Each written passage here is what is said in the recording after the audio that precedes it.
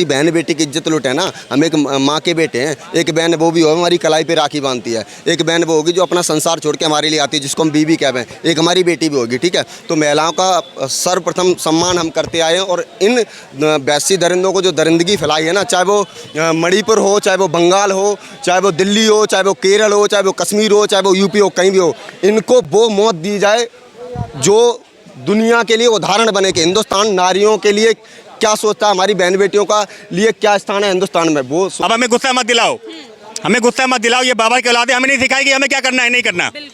ये जो बाबर की औलादे है ना, ये हमें नहीं सिखाएगी हमें क्या करना है नहीं करना है। मुगलों का इतिहास पढ़े क्या? अपना इतिहास हमें पता है, ये कम नहीं है क्या? हम मुगलों का इतिहास पढ़े क्या? हम अतताइयों का इतिहास पढ़े क्या? जो हमारे ऊपर आक्रमण करके हमारे मंदिर को तोड़ा, मतलब उनका इतिहास पढ़े क्या? ये ज्ञान व्यापी जो है ना, हमारा एक आस्था का केंद्र है, वहाँ मंदिर था, मंदिर है और मंदिर ही रहेगा। लोग कह रहे हैं कि मोदी जी इस्तीफा दो, मणिपुर में ये हो गया। उनको पता ही नहीं कि मोदी जी हट जाएंगे तो कौन आएगा। योगी जी आएंगे, तुम झेल नहीं पाओगे यार। तुम कैसी मुक्तापूर्ण बातें कर रहे हो यार। ये भगवान शिव के ऊपर सवाल खड़ा किया जा रहा है। तो भगवान शिव का जो है ना, भगवान शिव वहाँ आए थे बनारस में, और इसीलिए बनारस प्रसिद्ध है। आपको पता है काशी क्यों प्रसिद्ध है? और काशी विश्वनाथ जो है उनका भी इतिहास आपको पता होगा। तो काशी शिव की धरती है और वहाँ पे जो इतिहास पढ़ा है वो शिव के ही कारण काफ़ी प्रसिद्ध है। तो यहाँ सवाल होना नहीं चाहिए। सर मुस्लिम तो कह रहे हैं आप हमें क्यों टारगेट कर रहे हो, हमारी मस्जिद में इतने टाइम से वो हम करते हैं नमाज, हमें टारगेट करते हो हर बार। मतलब मुगलों का इतिहास पढ़े क्या? अपना इतिहास हमें पता है, ये कम नहीं है क्या? हम मुगलों का इतिहास पढ़े क्या? हम अतताइयों का इतिहास पढ़े क्या? जो हमारे ऊपर आक्रमण करके हमारे मंदिर को तोड़ा, मतलब उनका इतिहास पढ़े क्या? ये ज्ञान व्यापी जो है ना, हमारा एक आस्था का केंद्र है, वहाँ मंदिर था, मंदिर है और मंदिर ही रहेगा। अच्छा, वहाँ पर जो शिवलिंग मिला है, जो लोग ये बता रहे हैं कि फव्वारा है, वो वही था, वही था और वही रहेगा। वो आप मान रहे हैं औरंगजेब ने वो मंदिरों को तोड़कर तब वो मस्जिद बनवाई? देखिए, मुगल आए थे, सबको पता है, मुगल आए थे, हमारे ऊपर अत्याचार हुआ, हमारे मंदिर को तोड़ा गया, ये सबको पता है। पूरे इंडिया के भारत के एक एक नागरिक को पता है कि मुगल आए थे, औरंगजेब उसमें से क्रूर था जिसने हमारे मंदिरों को तोड़ा, विध्वंस किया, लेकिन फिर भी वहाँ सबूत, ऐसा पुख्ता सबूत है, वो हमारा मंदिर है जो कहीं ना कहीं वो बन के रहेगा। और धन्यवाद मोदी जी का जो इस मार्ग में वो आगे हैं, हमें पसंद कर रहे हैं और पूरी देश की 150 करोड़ की जनता उनके साथ है। लोग तो कहते हैं सर वहाँ पर जिस तरीके से आप बता रहे हो कि मस्जिद नहीं थी, वहाँ पर मंदिर ही था, लोग कहते हैं औरंगजेब ने मंदिर नहीं तोड़ा। औरंगजेब तो बड़ा अच्छा शासक था भाई, औरंगजेब तो दान करता था मस्जिद। ये कौन कहते हैं? ये कहते हैं वही औरंगजेब की नाजायज औलादें। ये औरंगजेब की नाजायज औलादें हैं, ये बाबर के औलादें हैं, उन्हीं के खिलाफ हमारा बयान आता है। अब हमें गुस्सा मत दिलाओ, हमें गुस्सा मत दिलाओ। ये बाबर के औलादे हमें नहीं सिखाएगी हमें क्या करना है नहीं करना। ये जो बाबर के औलादे है ना, ये हमें नहीं सिखाएगी हमें क्या करना है नहीं करना है। ये हमारे ऊपर आए थे, ये आक्रांता थे, हमारे ऊपर आक्रमण किया, पता नहीं क्या हुआ, कुछ हमारे देश के दलाल थे जिसकी वजह से हमारे मंदिर तोड़े गए।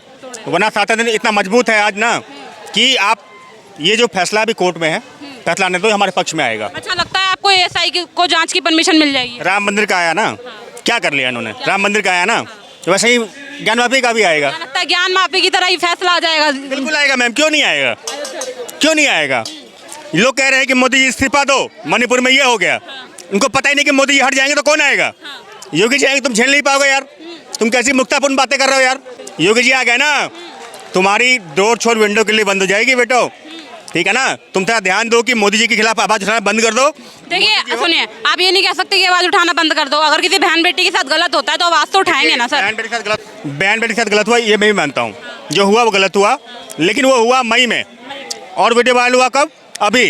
अभी विधानसभा में, सॉरी जो लोकसभा है हमारी, वहाँ पे 32 बिल पेंडिंग है जो देश हित में है। उसमें एक मैं कहूँगा नहीं, हिंदू राष्ट्र भी है। उस बिल को रोकने के लिए ये एक प्रोपेगेंडा है, ये फैलाया गया कांग्रेस पार्टी का, क्योंकि मणिपुर का इतिहास सब जानता है कि ईसाई मिशनरियों ने क्या काम किया मणिपुर के अंदर। मणिपुर के अंदर देश को बांटने का सबसे ज़्यादा फंडिंग की गई मणिपुर के अंदर, क्योंकि हमारे देश का सबसे आखिरी छोर है वो। किसने की फंडिंग? ये कांग्रेस पार्टी ने की। सर पहले वहाँ पर तो मतलब पिछले 2 बार से कांग्रेस की सरकार थी, तभी तो हटाया था जनता ने। कांग्रेस पार्टी ने वहाँ क्या काम किया? मेरा मुंह खुलवाओ क्या? उन्होंने वहाँ मिशनरी को भेजा, उनको फंडिंग कराई और 2-2 लाख रुपए लेके वहाँ के गरीबों को खरीद लिया इन्होंने। और वहाँ की जो आबादी है ना, जो अभी वहाँ पीड़ित है, उनको आरक्षण ना देके 90% लोगों को आरक्षण दे दिया। कांग्रेस तो अपने राज्यों में भी नहीं बोल रही है, राजस्थान देख लो आप, या फिर ममता बनर्जी का बंगाल देख लो। कांग्रेस बोलने लायक है क्या? ममता बनर्जी के यहाँ बेटियों के साथ कब तक होंगी ये चीजें? बेटियों के साथ बताइए कब मैं तक होगा? कंपेरिजन नहीं कर पाऊंगा, क्योंकि ये बेटियों का मामला मैं कंपेरिजन नहीं करूंगा। लेकिन बंगाल में भी एक कांड हुआ है, आपको पता होगा कि मणिपुर के बाद वो कांड हुआ है, और वो भी वीडियो वायरल है ना। बंगाल में हुआ है, ये राजस्थान में भी हुआ है ना। ये वीडियो वायरल हो रहा है ना, इसके जिम्मेदार लोग कह रहे हैं मोदी मोदी मोदी। आप ले लो ना इस्तीफा, आप ले लो इस्तीफा यार, जो आएगा ना फिर वहाँ बोल नहीं पाओगे तुम यार। चलिए ठीक है, अभी मुद्दा हमारा ज्ञानवापी पे है, बताइए ज्ञानवापी पे क्या? देखो, ज्ञानवापी में ये हो रहा है, सरिया बनाम संविधान की लड़ाई है ये, ठीक है। वो सरिया माने, अब किसी भी मुसलमान से अपने पूछ लो, कोई चाहे उन मुसलमानों का वो क्या बोलते हैं उसको, मौलाना हो, किसी और चाहे बड़े बड़े नेता, उनसे पूछना कि आप संविधान मानते हो या कुरान मानते हो, सबसे पहले बोलेंगे कुरान हदीस और सरिया मानते हैं हम। तो सरिया बनाम संविधान की लड़ाई है। अब हम इतने सेकुलर कह लो, चाहे सैंसड़ू कह लो हिंदुओं को, चाहे कायर कह लो, चाहे गद्दार कह लो, चाहे गुलाम कह लो, ठीक है। ये एक बात बताओ, पूरे विश्व में 200+ कंट्री हैं, कोई भी अपने भगवान के अस्तित्व के लिए कोर्ट जावे है क्या? कोर्ट से फैसला ना होते, भगवान के अपने बाप हैं थे या नहीं थे, ये इसके फैसले कोर्ट नहीं करते, तलवारें करती आई हैं और तलवारें ही करेंगी तो ही बेटर होगा। देखो वो सरिया आप ही नहीं बोल सकते ना हम तलवारें करें। मणिपुर की आप हिंसा देख रहे हैं, बंगाल में चुनाव में क्या हुआ आपने सब देखा, तो लोगों के ऊपर नहीं छोड़ सकते सर ये चीज़ें, नहीं तो बहुत हिंसा भड़क जाएगी। नहीं, लोगों एक बात बताओ, अगर 1 मिनट में आप उनका जहाँ प्रधानमंत्री बारे नरेंद्र मोदी जी बैठे वहाँ दूसरे चोर का बैठा होता तो संविधान होता है, कोर्ट होते क्या? आप बताइए, वो सरिया में कोर्ट का क्या मैटर है, सरिया में संविधान का क्या मैटर है? तो सरिया बनाम संविधान की लड़ाई क्यों लड़ी जा रही है? आप बताओ, भगवान शिव जो इस हमारे भारत की पहचान भरत से है, राम से है, कृष्ण से है, महादेव से है, ठीक है, और उनके ही अस्तित्व के लिए तुमको कोर्ट जाना पड़े ना, तो 125 करोड़ हिंदू, 120 करोड़ हिंदुओं को डूब मरना चाहिए और सोचना कि तुम गुलाम आज भी हो। गुलाम पता किसको कहते हैं? जिसके अस्तित्व को लिए, जिसके अस्तित्व को दूसरा आके साबित करे कि हाँ भाई तुम थे यहाँ पे, तुम नहीं थे यहाँ पे।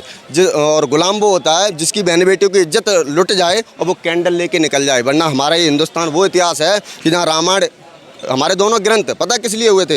एक नारी के अपहरण पे हुआ था, एक नारी के केस पकड़ने पे हुआ था। दोनों धर्म ग्रंथ हमारे इसी पे आधारित हैं। और वहाँ पे क्या होता है, कैंडल लेके निकल लेते हो। तो गुलाम किसको कहते हैं आप बताइए? गुलाम की मानसिकता यही तो, गुलाम की परिभाषा क्या होती है? हिंदू सारे गुलाम है। ये हमारी संस्कृति बहुत अच्छी रही है, महिलाओं के लिए ही सारे युद्ध हुए।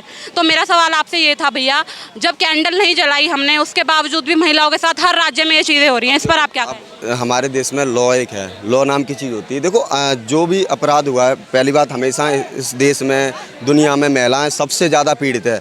मेरे को इससे फ़र्क नहीं पड़ता कहाँ लूट हो गई, कहाँ बम ब्लास्ट हो गया। अगर किसी बहन बेटी की इज्जत लूट है ना, हम एक माँ के बेटे हैं। एक बहन वो भी हो हमारी कलाई पे राखी बांधती है, एक बहन वो होगी जो अपना संसार छोड़ के हमारे लिए आती है, जिसको हम बीबी कहते हैं, एक हमारी बेटी भी होगी, ठीक है। तो महिलाओं का सर्वप्रथम सम्मान हम करते आए हैं। और इन वैसी दरिंदों को जो दरिंदगी फैलाई है ना, चाहे वो मणिपुर हो, चाहे वो बंगाल हो, चाहे वो दिल्ली हो, चाहे वो केरल हो, चाहे वो कश्मीर हो, चाहे वो यूपी हो, कहीं भी हो, इनको वो मौत दी जाए जो दुनिया के लिए उदाहरण बने कि हिंदुस्तान नारियों के लिए क्या सोचता है, हमारी बहन बेटियों का लिए क्या स्थान है हिंदुस्तान में, वो